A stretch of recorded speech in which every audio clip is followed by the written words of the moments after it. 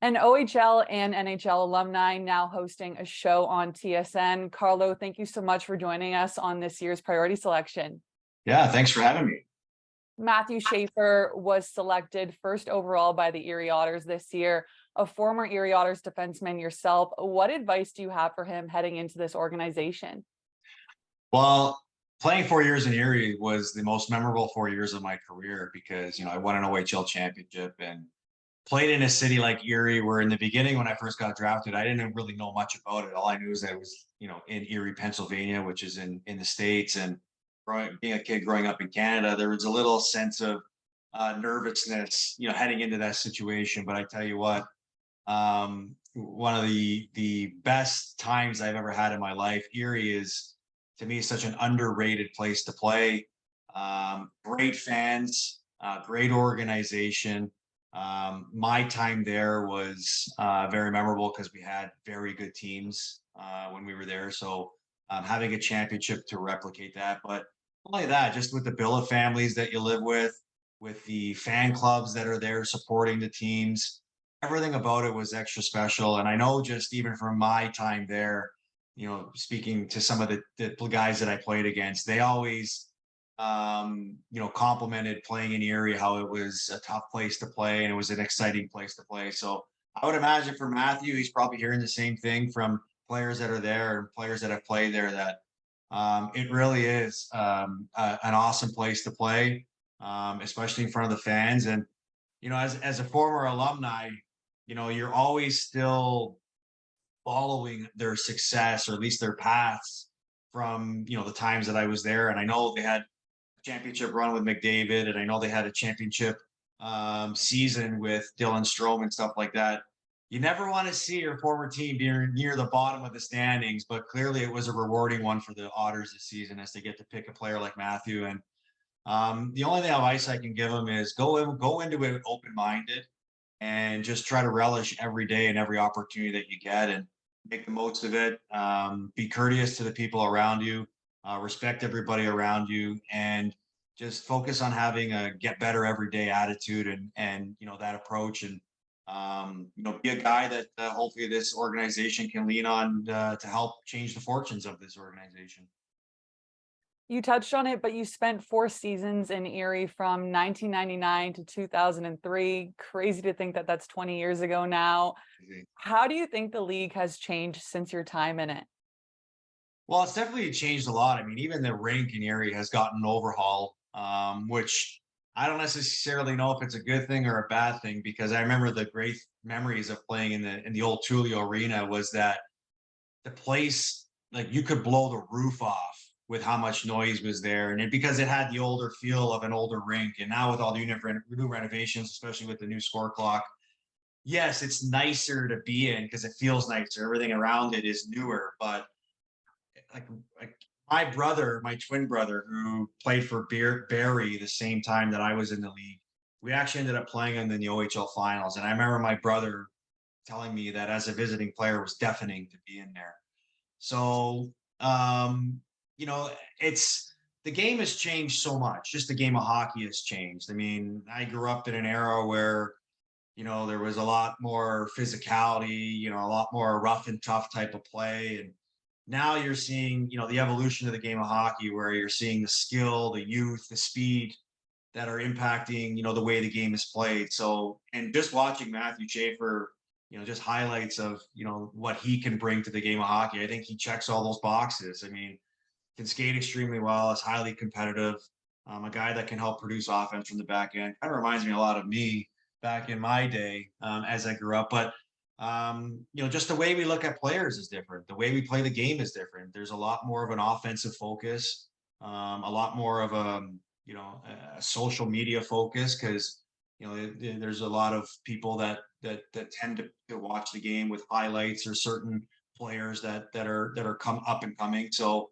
um, other than that, unless I'm heavily in it, and being involved in the everyday operations of it, just from an outside perspective, I know that that's how much the game has changed.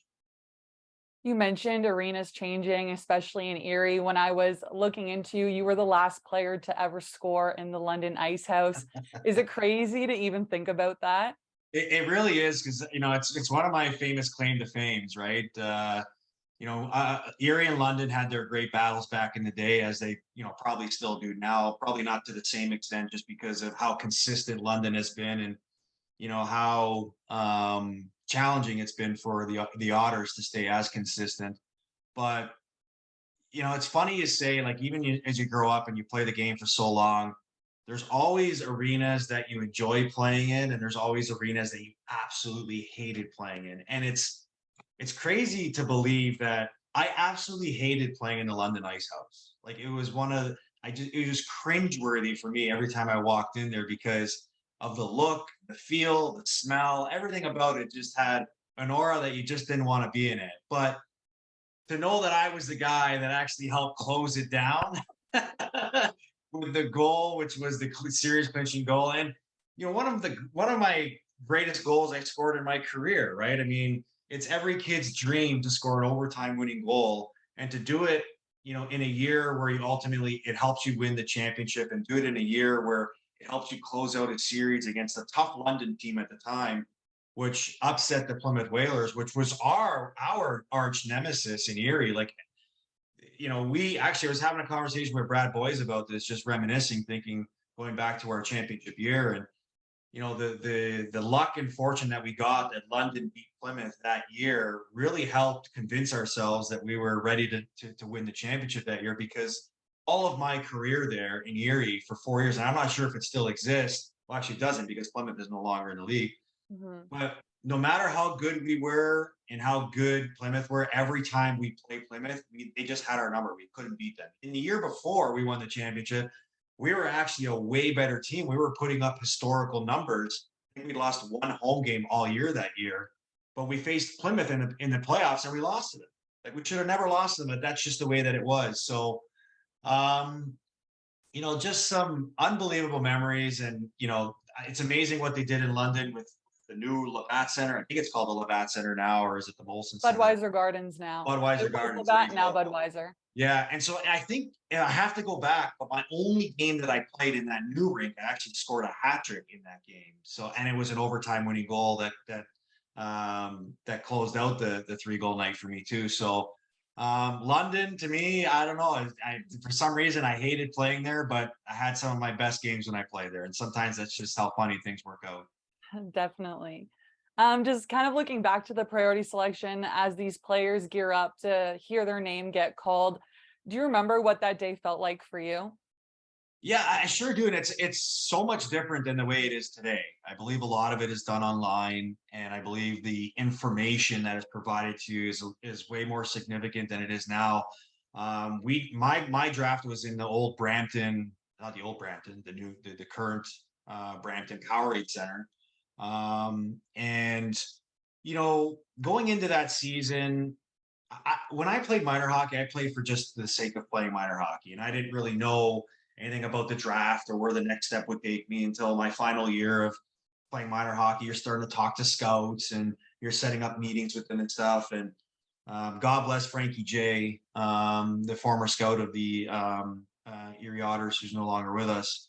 I remember having a visit with him at my house, and he was trying to tell me everything about Erie and what they represent and stuff like that. And I didn't really think much of it. All I knew is that, there was sort of an underage process, that if you were one of two players underage in the draft, drafted within the first 4 rounds, you were guaranteed a spot to play on the team next year. And that's what I went into the draft with. I didn't get drafted in the first round. I didn't get drafted in the second round, but in the third round, Erie's first underage selection was me. So obviously I had myself, selected in a very prime position, knowing that I was a guy that, was going to get a great opportunity the following season. And again, didn't think much of Erie until I got drafted. I know I was a big fan of the logo and the way the jersey looked, because it represented something cool.